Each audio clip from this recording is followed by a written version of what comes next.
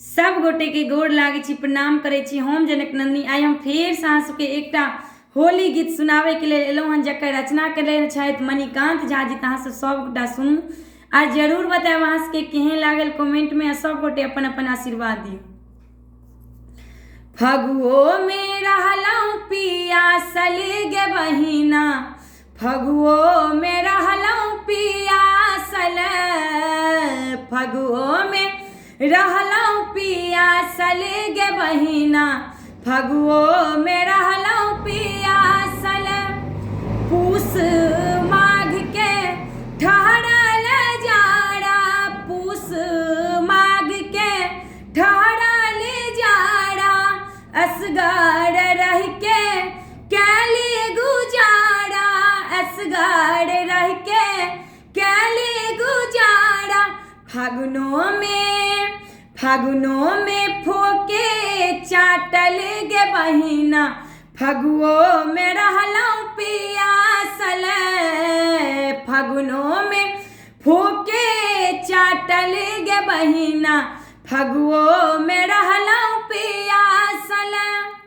निर्बुधिया संग भेल जुड़ बंधन, निर्बुधिया संग भेल जुड़ बंधन, रंग रभस नहीं बूझे अनूखन, रंग रभस नहीं बूझे अनूखन।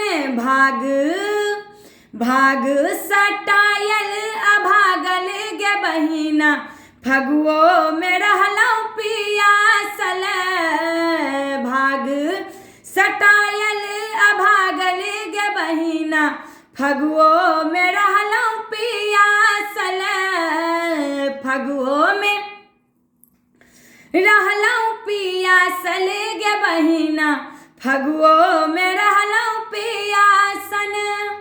बिरहनी पचोहिया किया उड़बतै, बिरहनी पचोहिया किया उड़बतै, बकललहा के तुम्मा फूलबतै, बकललहा के तुम्मा फूलबतै। मणिकांत संग अबतै भागल गे बहिना, फगुआ में रहलहुँ पियासल, मणिकांत संग अबतै भागल गे बहिना, फगुओ में रहलहुँ पियासल, फगुओ में रहलहुँ पियासल गे बहिना, फगुओ में रहलहुँ पियासल, फगुओ में रहलहुँ पियासल गे बहिना, फगुओ में रहलहुँ पिया